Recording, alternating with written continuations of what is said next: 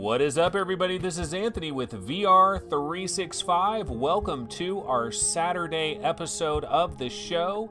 It is February 2nd, the year of our Lord 2019. Yes, it is Saturday, and this is a late afternoon show, guys. What's going on? I did go to a birthday party a little bit earlier today. I am back now.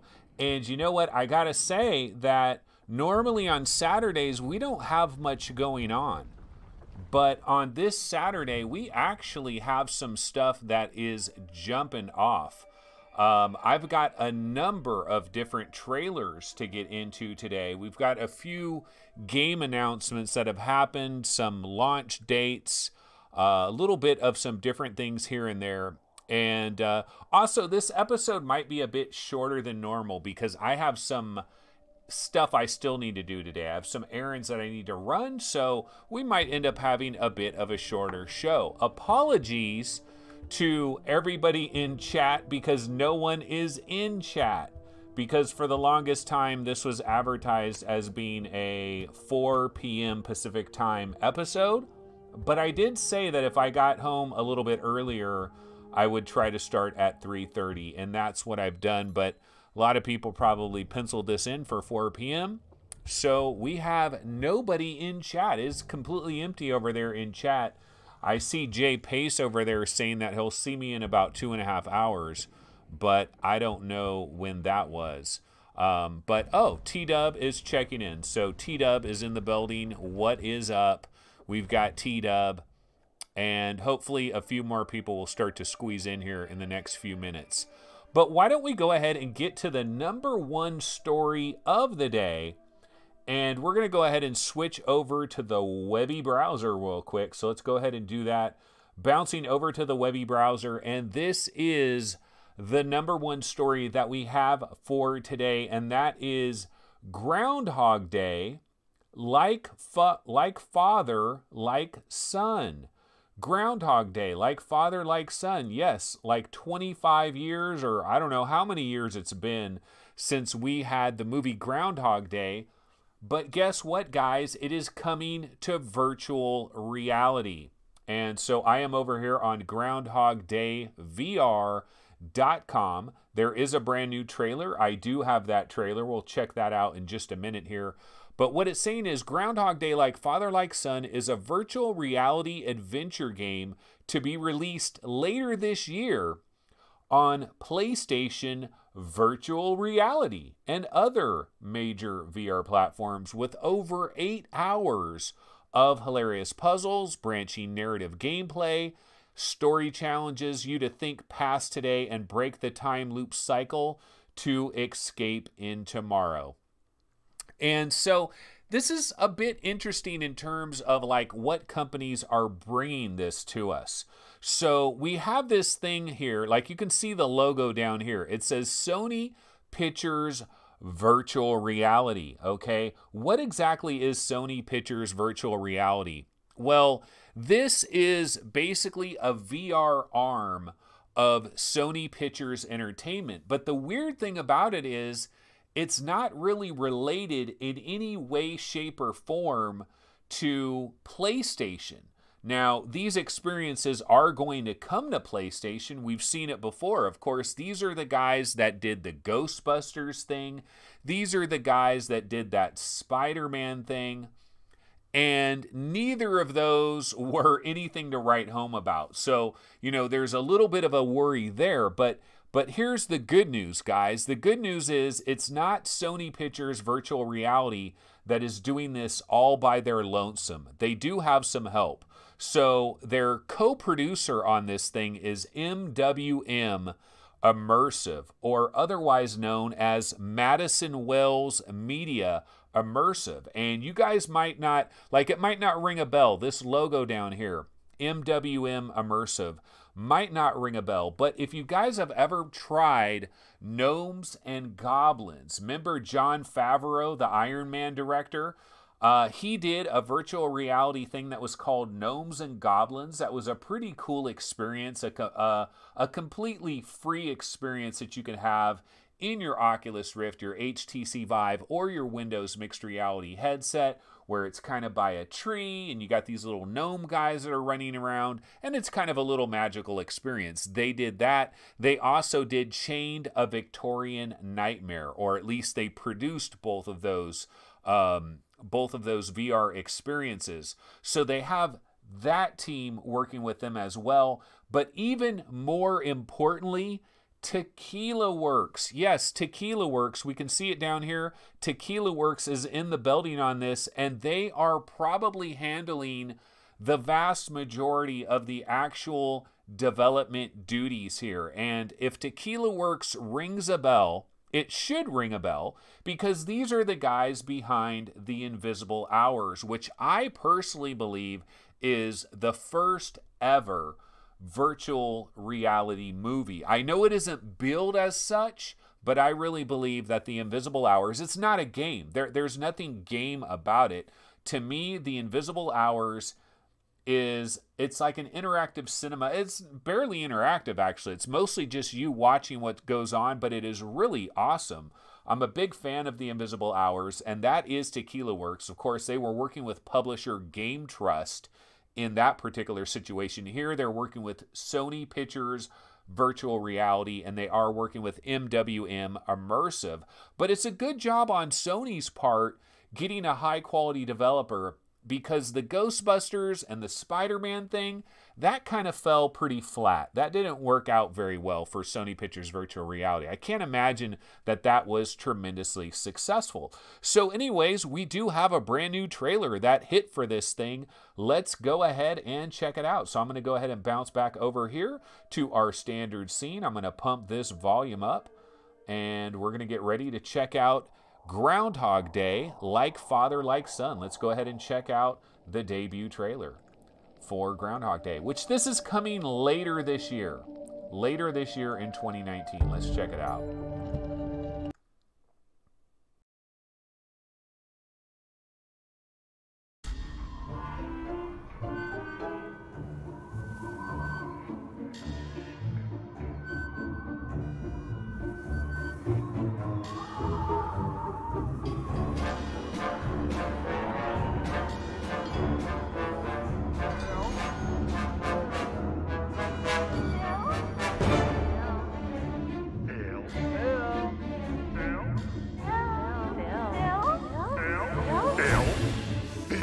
Junior, don't tell me you don't recognize old Ned the Head. Come on, buddy. At least tell me you remember this little guy. Oh, what a nightmare. I guess this town will do that to you. You come for the groundhog, you stay for the existential dread. That handsome fella is, me, by the way. Phil Connors Jr. I know, Junior, right? What an original name. Thanks, Dad. That's my dad for you. One of something was never enough. He was kind of a big deal in this town. Living in his shadow was, kind of tough. Then I found out he had a secret. He lived the same day over and over again. Groundhog Day. Sounds like fun, right? Well, it's not. See, seems like now I'm stuck in my own loop. Get ready for the ceremony. There's broken glass everywhere. Let's do this again. Hopefully today's the day I break the cycle. But if not, there's always tomorrow. Tomorrow is today. I don't know, Phil, you're going crazy.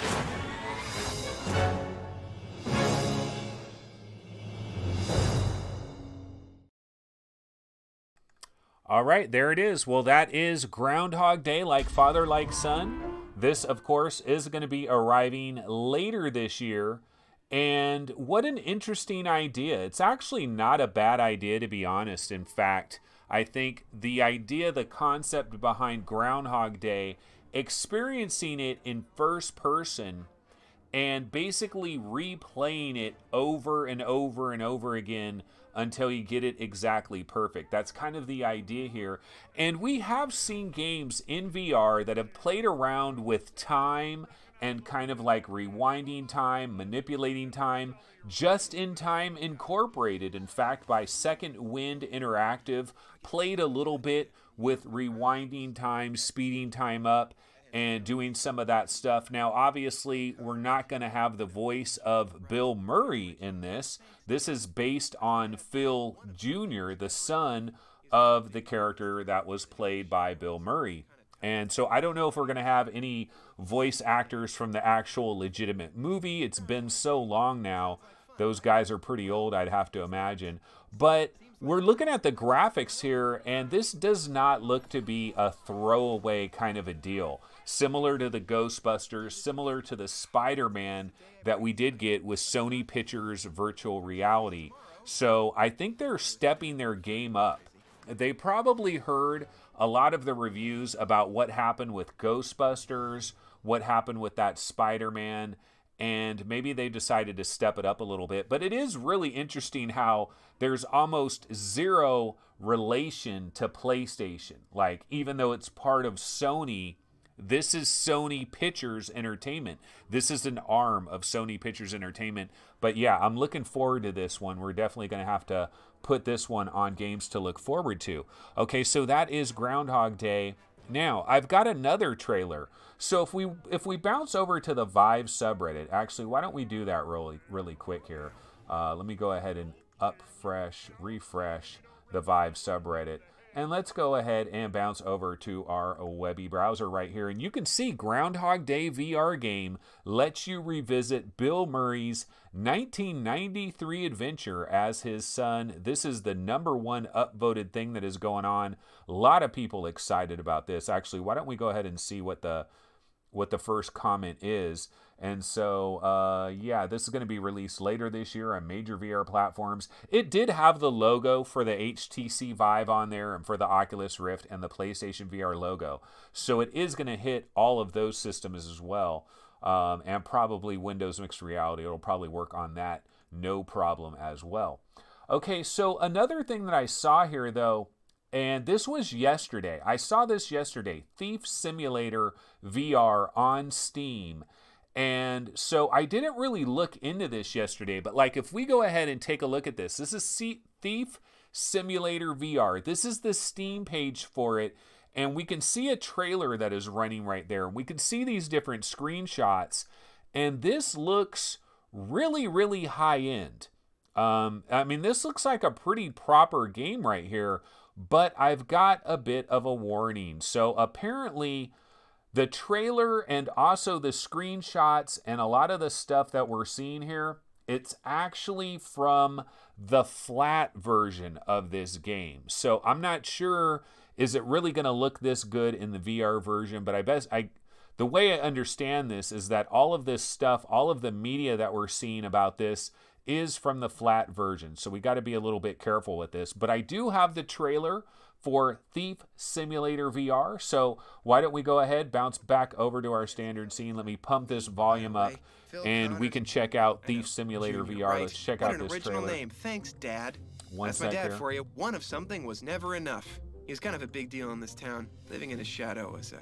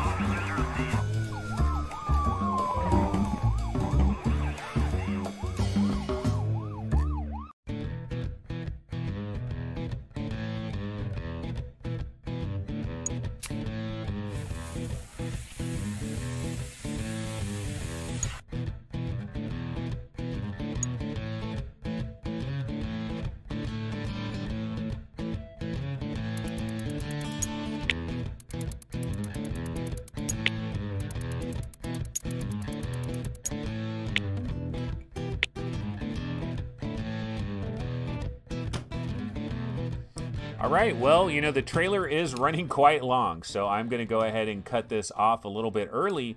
But looking at the way everything is set up, this looks like a really cool game. Assuming that the actual VR version is as detailed as this flat version, which apparently, like, a lot of this media that we're seeing is actually from the flat version of the game.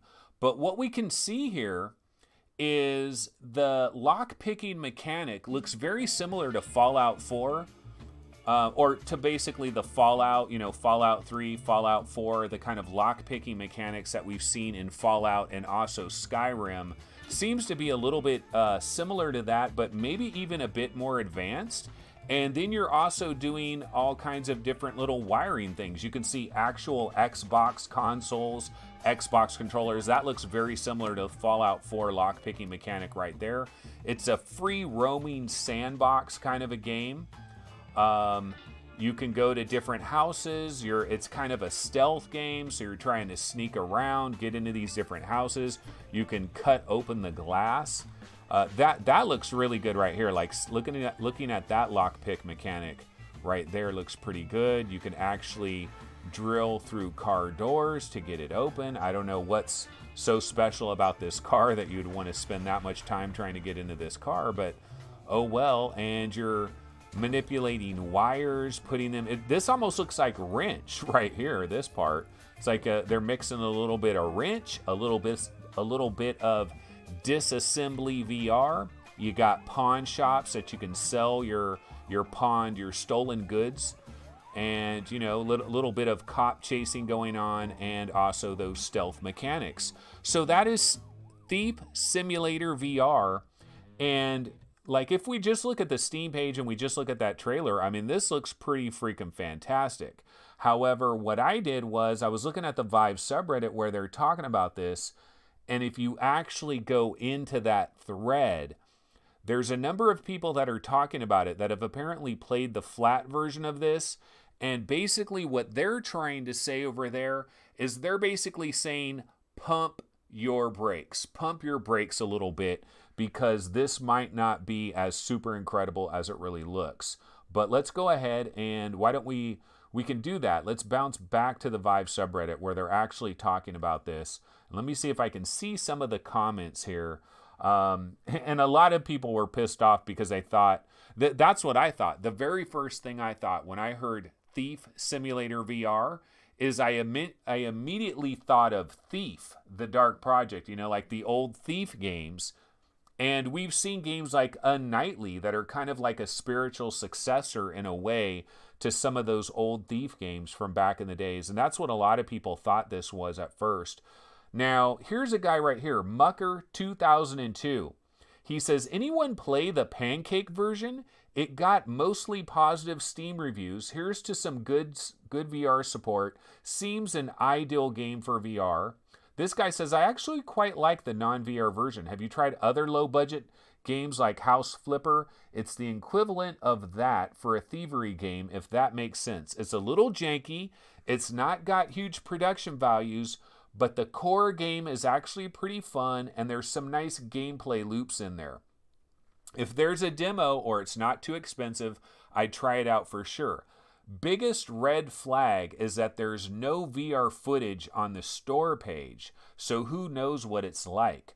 And then this guy's saying that it is published by Playway. They publish a lot of games, popular ones, Car Mechanic Simulator and some others. They even have one coming out soon called Drug Dealer Simulator. But it is an okay game from what you can expect from them. They have a bunch of teams under them producing a shit ton of games all the time, and they keep publishing. But yeah, this guy says, I was about to call bullshit on the requires one of the following virtual reality headsets, HTC Vive or Oculus Rift. See the VR support section for more info. Looks like they literally just added the video and pictures for the pancake version to the VR page, which I think is a bit silly. This guy says, I played it for like a half an hour and got bored and refunded. Sometimes a game can be too open-ended and it wasn't delivering any sort of sense of achievement or difficulty. And this guy says, I watched Captain Sauce play the entire game. Does that count? I really like him, by the way. But anyway, yeah, I mean, a number of people are coming in here and they're saying, look, you know, maybe don't think this is the next best thing since sliced bread. Because if I didn't know any better and I simply just watched that trailer and I checked out that Steam VR page, I would think, wow, this Thief Simulator VR, this looks like super awesome. But after reading a few of these comments, I'm like, okay, maybe I'm not sure. Because this guy says very much a want. Digging through the Steam forum, it appears this is a decision from the publisher to do VR, Playway, and that the developer isn't involved as it's being outsourced. That is a bit scary there. Yeah, so I don't know. I still think it looks interesting. It still looks pretty cool. This trailer makes it look really awesome, honestly.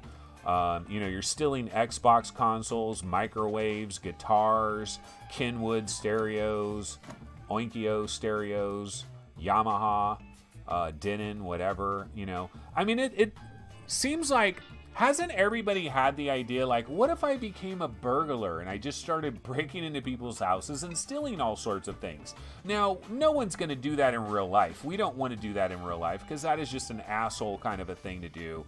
And then there's tremendous bad karma that would be heaped upon you. Don't take other people's ish is basically the idea here. But with VR, we get to live out all kinds of weird, interesting fantasies that maybe we would never do in real life. And so we can be a complete kleptomaniac in VR. This could be pretty sweet. So I don't know. I'm still kind of hopeful on this. But, you know, it looks halfway decent. So that is Thief Simulator. Okay, so as we continue to bang through a lot of different game trailers that have all hit all at the same time, guess what, guys? We've got another brand new trailer for Eden Tomorrow, which is coming to PlayStation VR on February 12th. Now, I know that you're probably going to say, look, I've seen enough trailers of Eden Tomorrow for one lifetime. We've seen quite a few trailers for Eden Tomorrow, but this new one is very short and it actually looks pretty cool. So let's go ahead and check out this brand new Eden Tomorrow trailer. It is very short, but it might give us a little bit of an insight into some of the background story that is going on with Eden Tomorrow. Remember, guys, we are in the month of February now. It is February 2nd, and Eden Tomorrow is coming out on February 12th. So we only have 10 days until we get our Eden Tomorrow action going. So let me go ahead and grab this brand new Eden Tomorrow trailer. Let's go ahead and check this out real quick.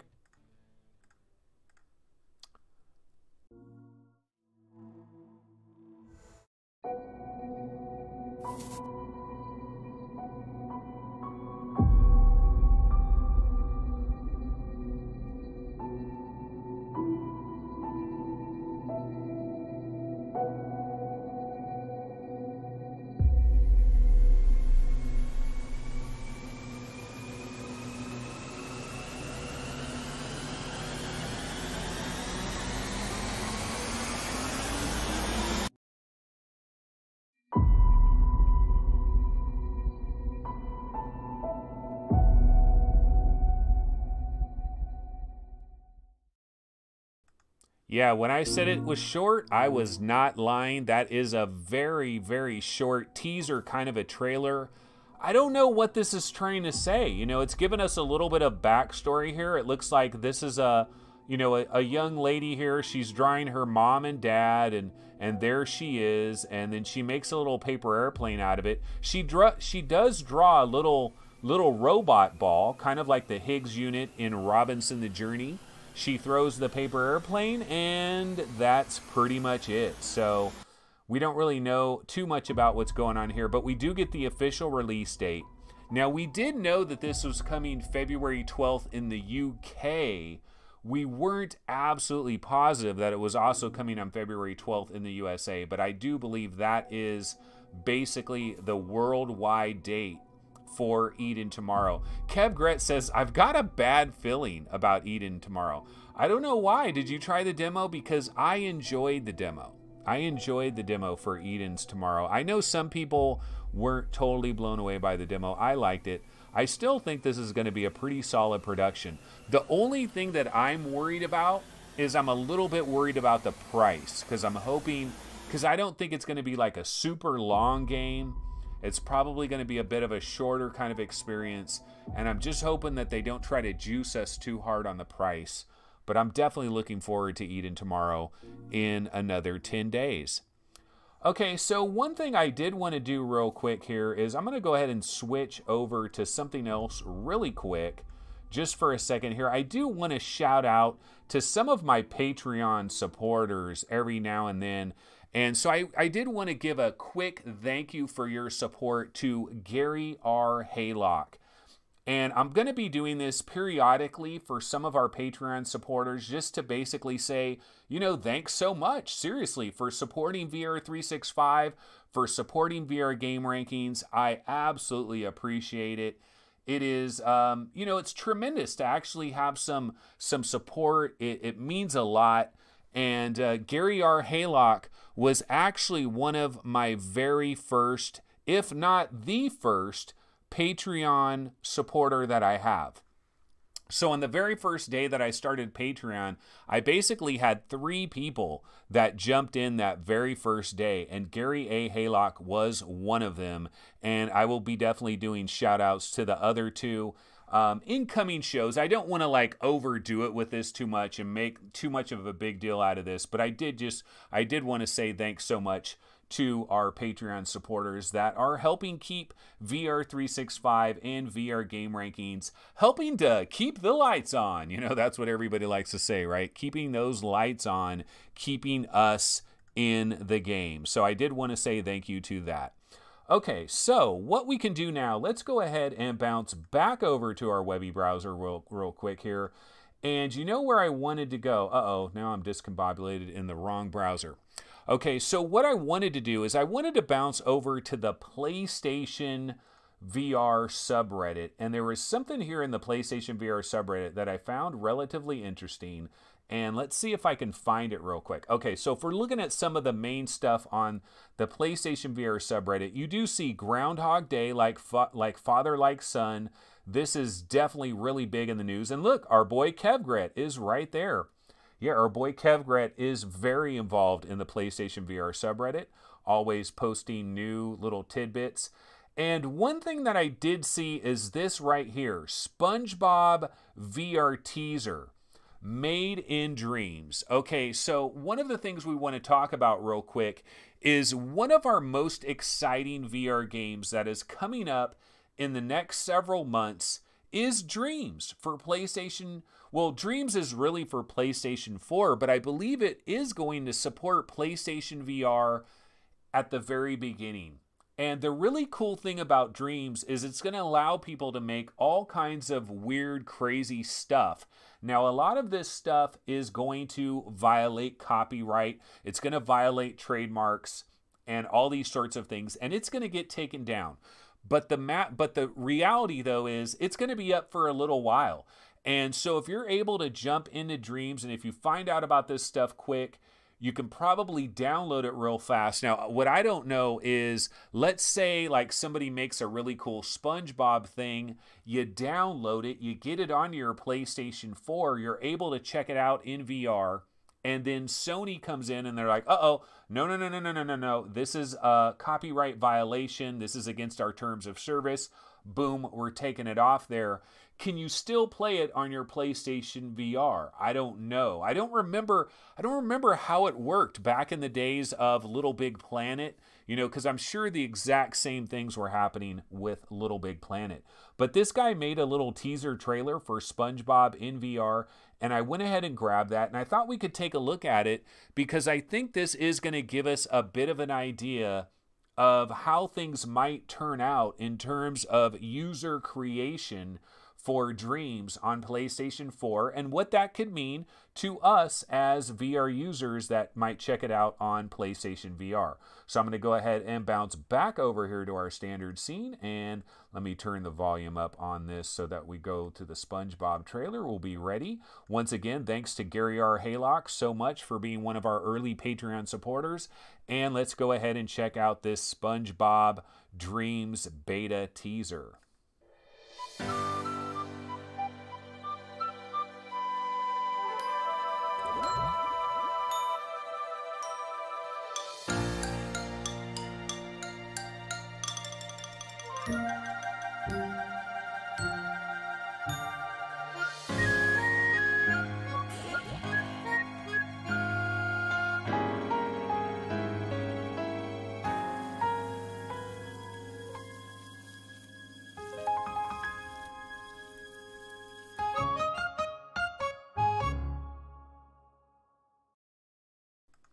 All right, well, yeah, see, this is very short and very sweet. It does say in the corner here, Made in Dreams Beta.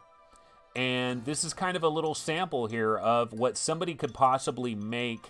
And then you can get in it and you can explore it in first person in VR and be able to check this out.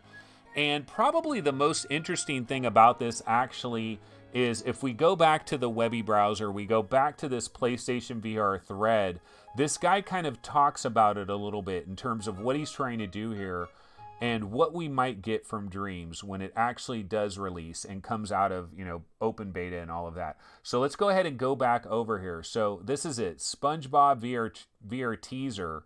And this was submitted by Carter Harrell. I'm assuming that's the guy's name. First name Carter, last name Harrell. I'm assuming that.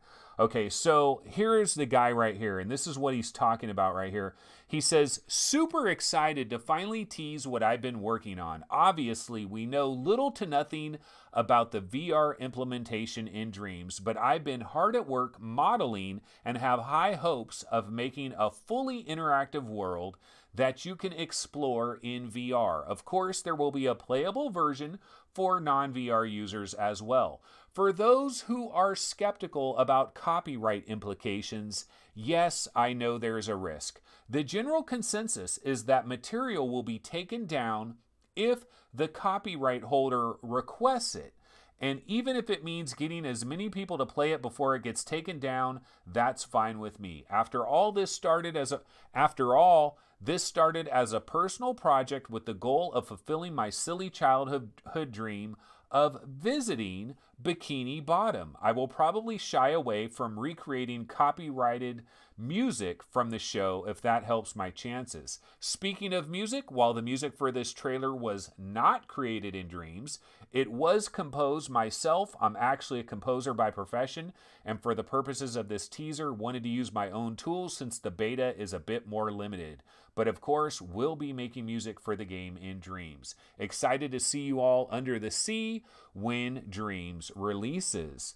And, you know, this guy says, let's hope that Dreams will support motion controls for playing, not just creation.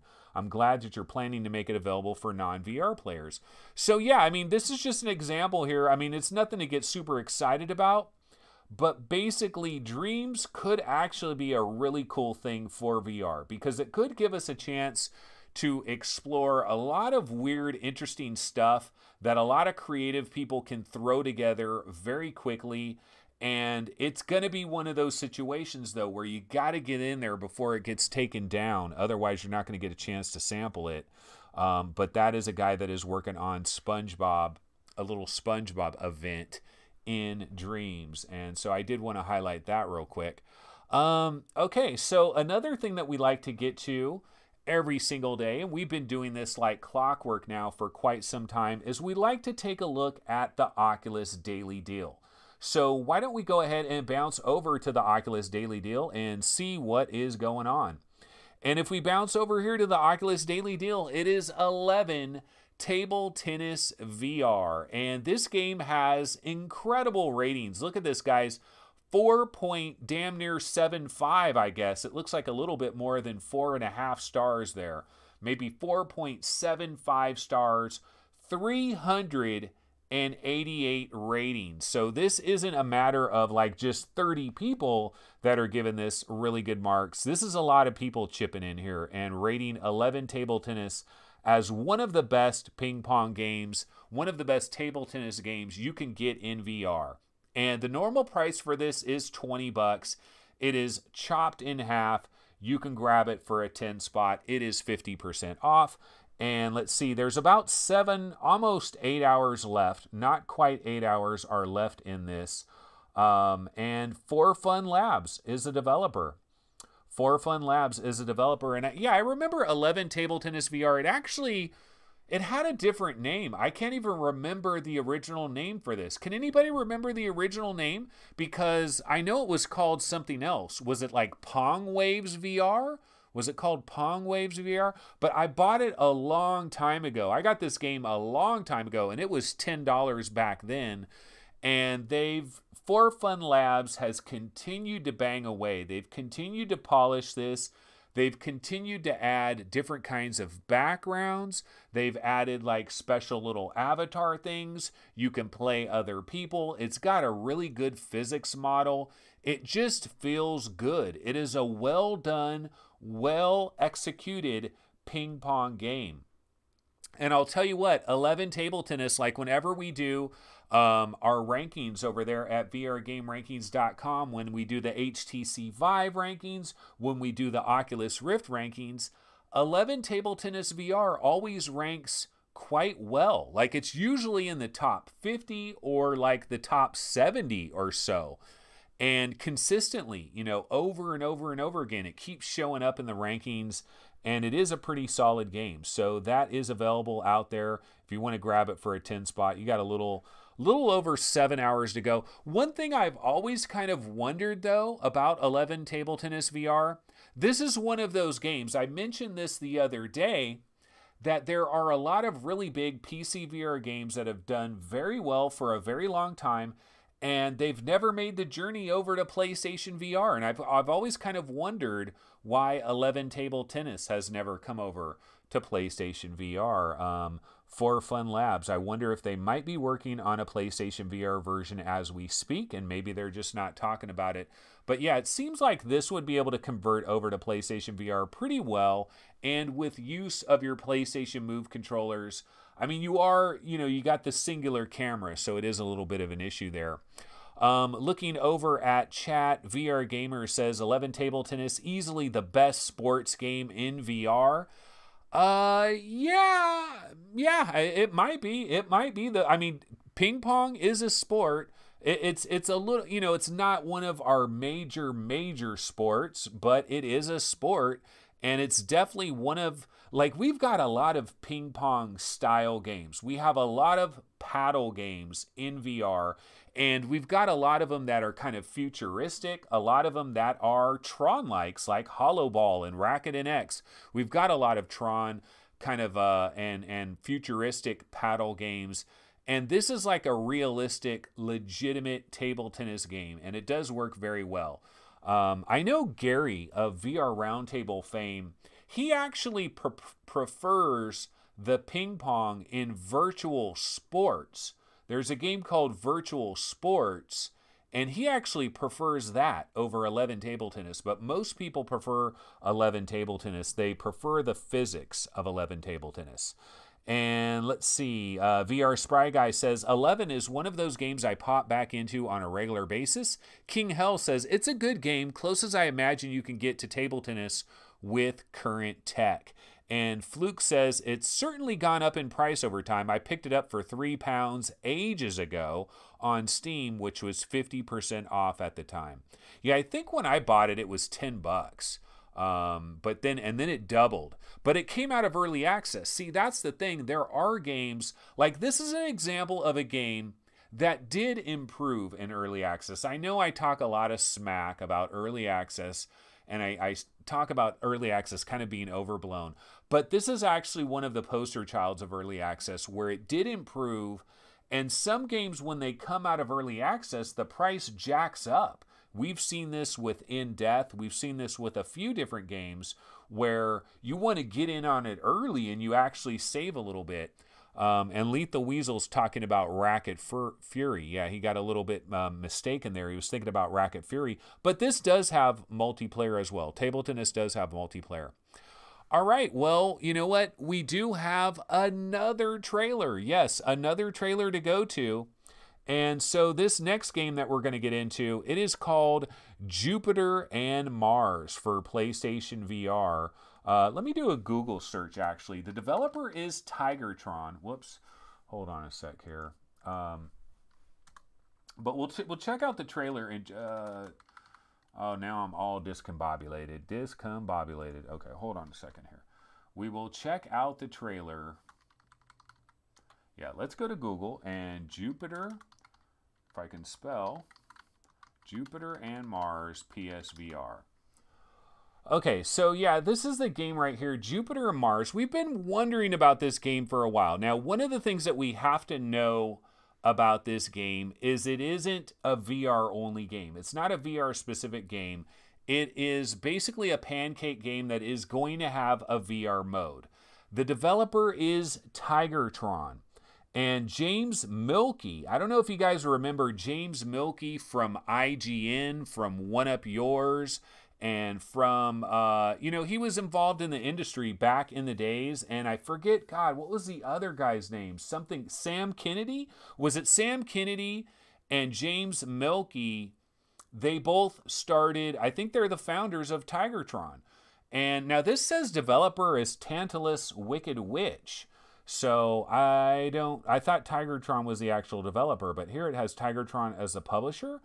But it's kind of a cool little design here because it almost reminds me a bit of Echo the Dolphin. Like, when's the last time you played a game where you were a dolphin? It was probably Echo the Dolphin, and I am old school. I go all the way back to the Sega Genesis, and I loved Echo the Dolphin on the Sega Genesis. And this is a little bit different because what we're talking about here, it's kind of a post-apocalyptic world.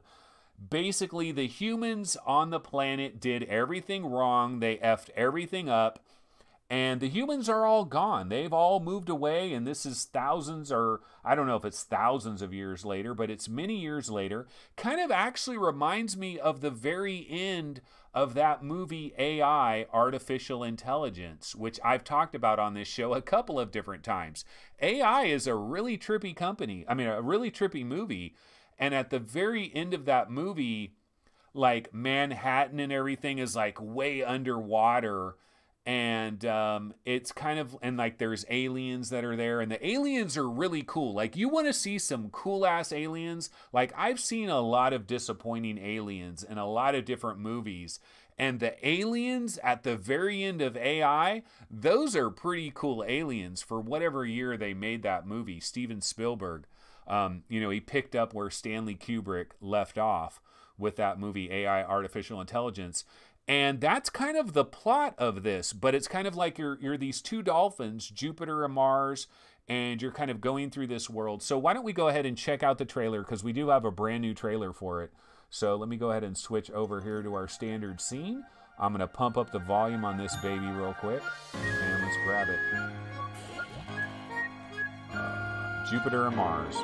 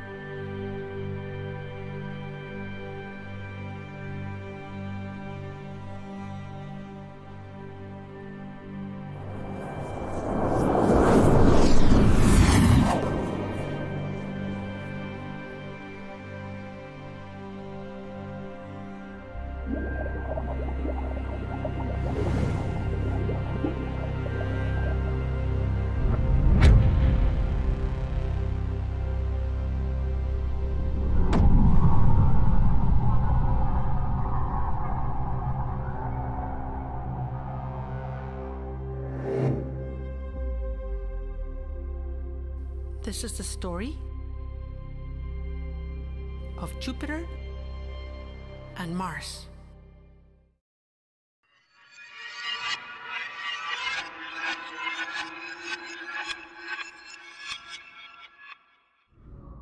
PlayStation.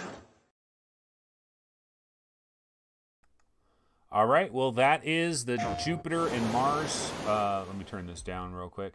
Yeah, that is the Jupiter and Mars trailer. Tigertron, I guess, is actually the publisher on this. And we did see at the very end there, it did say spring 2019 because I remember way back in the days we thought this was going to be a late 2018 game, but it didn't quite make it. Now I'm imagining that if I'm playing this in VR, this is probably going to be a seated experience with a DualShock 4 controller. But I think it will probably be pretty magical and pretty beautiful, so I don't mind it at all. And I think it's going to be very artistic. And it might be more experience than actual game. The Earthwalkers disappeared, but their tragedy remains. And of course, yeah, the Statue of Liberty, brah. You got to have that Statue of Liberty in there. That kind of harkens back to Planet of the Apes. But we are the elders, and we watch over the ocean. And this is the tale of two dolphins named Jupiter and Mars. But yeah, I think this might be kind of cool. This might be kind of nice. So we'll be looking forward to that in spring 2019. Alrighty, well, now we can get to, I'm almost out of pretty much everything that I had prior to starting this show. So here's what we can go ahead and get into real quick. Let's go ahead and bounce back over to our webby browser. So we'll bounce back over here. And one of the things I did want to mention, let's see, is, where is it here? Hold on a second. Let's look at, let's see, HTC Vive. And let's go to release date. And so, you know, just taking a look at some of the recent releases that have happened. And I did see this. Did you guys know that Virtual Army Revolution is currently available? This game came out on January 31st. So this came out on Thursday. Developer is Haptic Pulse. There are 6 user reviews. And the standard price for Virtual Army Revolution is $16, but it's got a major discount right at the beginning. You can grab it for $10. It is 40% off, $9.60. But you know what? I took a look at some of these reviews, and I gotta say, approach this one with caution. In fact, let me go ahead and click on these reviews right here. Like this guy, not recommended. I saw the trailer and got excited. I bought it and was looking for an offline mode to practice and found out quickly there isn't one. Then I went to the server browser and saw one server online with one person in it. I joined up and was having a hard time walking around. I guess you need to press the grip button to turn instead of right thumbstick snap turning like every other first-person shooter game. So not the greatest review here, although he has an update. I was able to join a server with 9 people playing, but right when I was starting to get the hang of the stupid grip button to turn idea, the game kicked me back to the menu. Okay, so not the greatest review there from Forbidden76. We got some more not recommendeds. Returns to main menu whenever I try to join a multiplayer game. Got into a game once and was kicked back. This one says, takes all the cool and immersive aspects of VR and cuts it out. I don't see how clunky menus and bad controls are more accessible than physically grabbing items. This one says, recommended, best arcade-style shooter for VR, definitely worth it. And this is not the dev's brother. It absolutely is not the dev's brother. Okay, this one here, great game, great developers. Played and tested this game for many hours during the development phase. Recommended for every VR user. It is great fun and easy to get into. So yeah, I don't know. I would just recommend caution is what I would recommend. Maybe find somebody you know that has already played this game. Of course, you can, buy this game. Steam does have a refund policy for a reason. I do caution people though on using it as basically a glorified game rental service, because the developers, like, this is something I could talk to the developer of Stone Punk Studios about, like, people buying games, refunding games. I don't think developers are huge fans of that, because I think they still get screwed out of that transaction. Yeah, you get your money back, but I think the developer gets boned. So that's why I don't do this. Like, I don't buy tons of Steam games and just return them like it's no big deal. A lot of people will do it. Some people are like, hey man, that's what it's there for. But like, Steam will tell you, no, you're not really supposed to do this. And if you think about it from the developer's standpoint, I think they don't like that at all. I think they really kind of get screwed out of that. So I'd kind of be careful with that. Maybe wait for a few more reviews to hit. Maybe check out a couple of YouTube videos that are out there for Virtual Army Revolution. Somebody that's playing it right now. And I Am Rhett says garbage, Virtual Army Revolution. From what people are saying, warning, warning, warning. So you got to be careful there. That is Virtual Army Revolution. But I did notice that it did release. It is out there. It is live and direct. Okay, so one thing I haven't checked today at all. Okay, now Main Fan is coming in because I know Main Fan does return a lot of games. He does kind of use it almost as a return policy here. But Main Fan is saying, he's saying, make a good game then. If you make a good game, I won't refund it. And to the benefit of Main Fan, like here's, and I Am Rhett says exactly, I feel no remorse. Okay, we need to get Stonepunk Studios. And the developer at Stonepunk Studios, Jay, he has reached out to me and he does want to come on the show sometime where I can kind of do an interview, because I'm going to be doing these things where I can bring people on and we just have their voice and we don't need to worry about video and stuff, and they can kind of just join me on the show and I just have another voice that's there. And I think the dev of Stonepunk Studios, when he eventually gets Skype up and running, he's going to come on. He's going to join us on one of these shows. And I'm going to ask him, I'm going to speak to him to this very specific thing about people using the buy and return ability on Steam kind of as a rental policy. What is his feelings about it?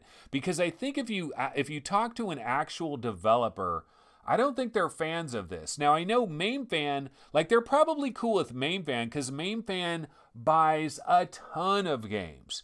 And so it's very rare that he returns them. Like if you look at his ratio for how many games he buys to how many games he returns, I'm sure a lot of developers would be perfectly fine with the ratio that Main Fan has. But Main Fan isn't everybody. There's a lot of people out there that don't have the scruples that Main Fan has, and they just buy these games. They keep a lot of money in their Steam account. They buy a game and they'll return it in the blink of an eye with no hesitation. And, you know, you could make an argument, like the one argument I can make is, well, if developers don't like this, make a demo. Make a demo. That's, you know, make a demo. But I don't know. We've got to figure out a fair way to do this. Or maybe we need better trailers. Maybe, you know, we need a better way to do this, because I don't like it when developers get screwed. But at the same time, you know, I don't know. I mean, it's a hard thing. And Walking Infected says, think it's unfair to be returning early access. It's basically kickstarting, and VR needs this system more than any other platform. Okay, but here's the thing I'll say to that is, if you're going to consider early access kickstarting, then when you go through the process of buying something, it needs to be splashing things all over the screen that says, remember, this is basically a donation. You're not buying a real product. This is you supporting the developers and seeing them through their way through early access. But I don't think you get all of those warnings when you buy something in early access. Do you? I don't know. But I don't feel like it's kickstarting. Like, I mean, I understand that that's kind of the theory that a lot of developers go with, and that's kind of the theory behind early access to some degree, is you're kind of like seeing the early stages of the game along with the developer. You're kind of helping the developer along, and you're kind of seeing the game through to its completion. You're kind of getting this like sneak peek, this early access into the game. But what I'm saying is, when you're going through the process, like, they need to make that absolutely clear so that every person, before they actually click that final button that charges their credit card or whatever it does, they know that this is like a Kickstarter. They got to know that, because a lot of people think, no, I'm buying a product, and if I don't like this product, I can play it for an hour, and if I don't like it, I can return it. Now, I'm going to continue on this topic for just a second, because I know people that have this attitude. There's people that have this attitude. And I used to have this attitude. That's why I'm going to speak to it, because this was my attitude.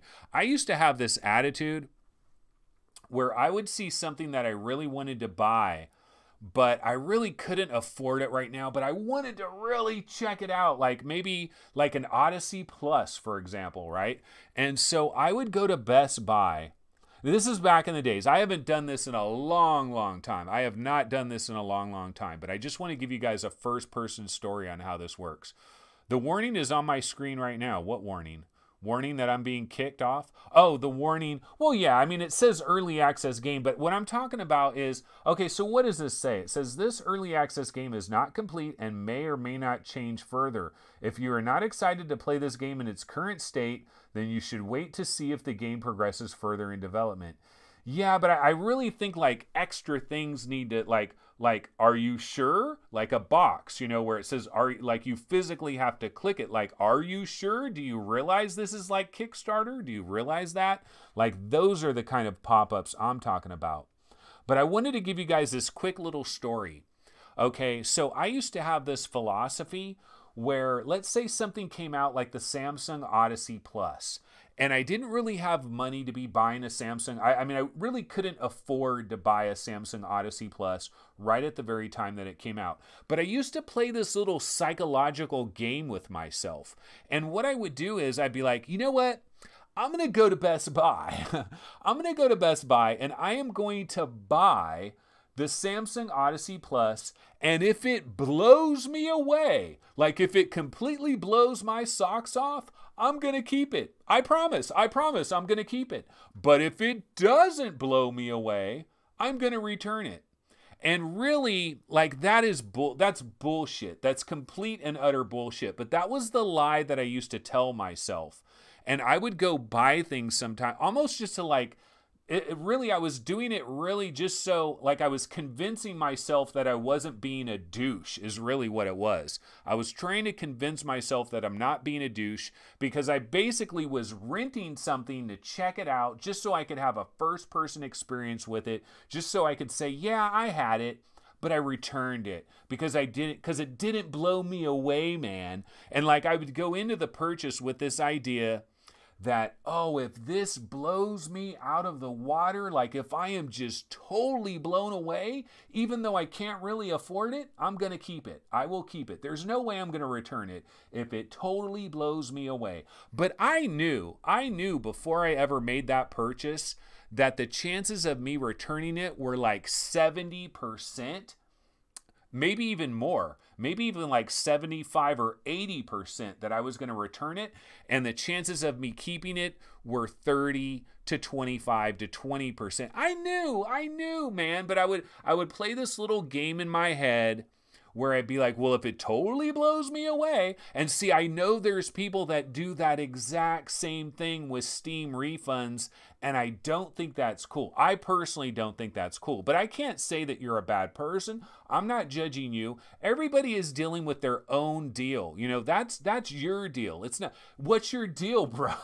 You know, what's your deal, bro? No, but basically what I'm trying to say is that's your deal. So, you know, if you feel comfortable doing it, you know, that's okay. But I used to do that stuff. I don't do that stuff anymore. I know damn well, like if I'm not like it's got to be flipped. I got to go into something with 80% I'm going to keep it, 20% I'm not going to keep it. I flip the ratio. Maybe I'll buy it under that scenario. I don't necessarily need to be at 100%. Okay, Main Fan says, I'm supporting my entertainment. I don't really care about their dream. I care about me a lot more. Well, Main Fan, I will say this.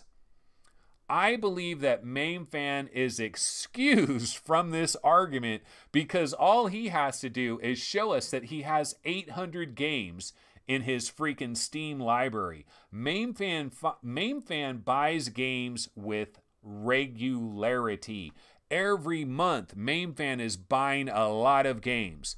And so your return ratio, Main Fan, I don't think developers would be disappointed with you, Main Fan. I think developers would rather have you buy it because the chances of you keeping it are a lot better. Because I think you go more that 80-20 kind of thing. But what I'm saying is there's people that go with 20-80 and they buy it anyway and they use that little psychological game. And I think that's a bad idea. So that's my little rant on that.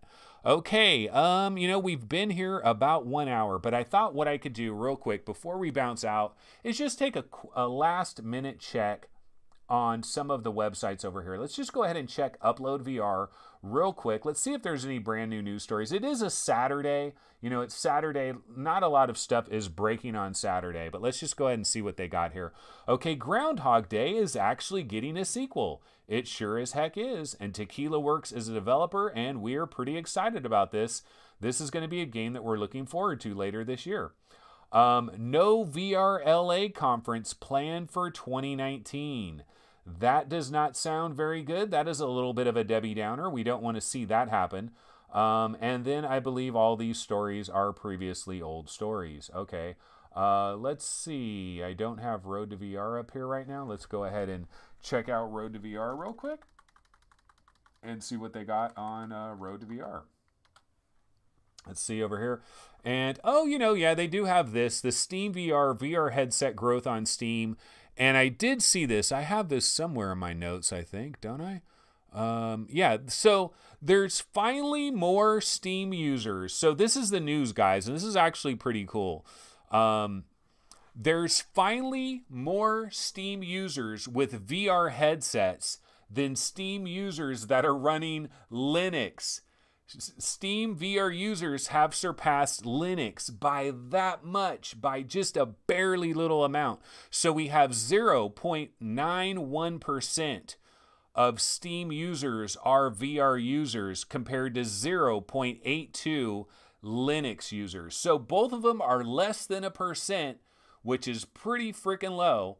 But it is good news. It's finally past Linux. So we are seeing some movement, even though it does seem very small, and even though the percentages are very small.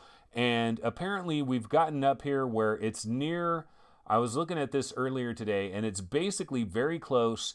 We're talking about 871,000 Steam VR headsets. And that is the number of monthly connected headsets on Steam. And there's a lot of headsets that don't factor into this automatic thing here. So we could be at 1 million headsets overall. And some people, like, not everybody has their headset always hooked up when they're doing this. And so there are some little exceptions in terms of how this is figured out. So it does look good. We are seeing a bit of a bump here. And you can see here, these are the percentages. So 47% is for the HTC Vive. Well, this is HTC Vive Pro, 47%. You know, Oculus. I think they've got this all mixed up. I don't think this is correct because usually Oculus is #1. As for the market share of individual headsets on Steam, Rift was the winner in January. Yeah, see, Rift has 47%. All right, and then the Vive, it drops down a little bit. Vive Pro, well, they have Vive Pro in there as well, and DK2, Windows Mixed Reality, and all of that. Yeah, Windows Mixed Reality is getting very, very, very close to 9%, but they haven't quite reached 9%. But Windows Mixed Reality is definitely fighting for that 9%. Alrighty, guys. Well, you know what? I did say that I needed to make this a bit of a shorter show, and it hasn't been a shorter show. We've gone an entire hour. But oh well, that's fine. We can go an entire hour.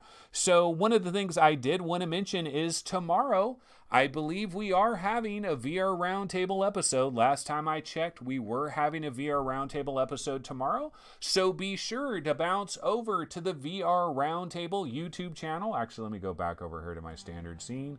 Let me go ahead and grab my little outro logo and say goodbye to everybody that way. Okay. Yeah, so tomorrow, I believe we are having our normal VR Roundtable Sunday episode right around 9 a.m.-ish. Sometimes we start as late as like 10 after 9, 15 after 9, 5 minutes after 9. Somewhere right around there is typically when we start for VR Roundtable. And this show, which we call it the After Party on Sunday, the Sunday Fun Day show, we will be starting about 15 minutes after the conclusion of the VR Roundtable episode. So you can go ahead and double dip tomorrow. A lot of exciting VR stuff. I'm not sure what I'll be talking about tomorrow, but I will definitely get into something. Maybe MameFan will join us or something. Who knows? Maybe we'll have a special guest in our after party segment tomorrow. But yeah, I will see everybody tomorrow on Sunday. Go ahead and have a wonderful Saturday. See you guys then. Take it easy. Later.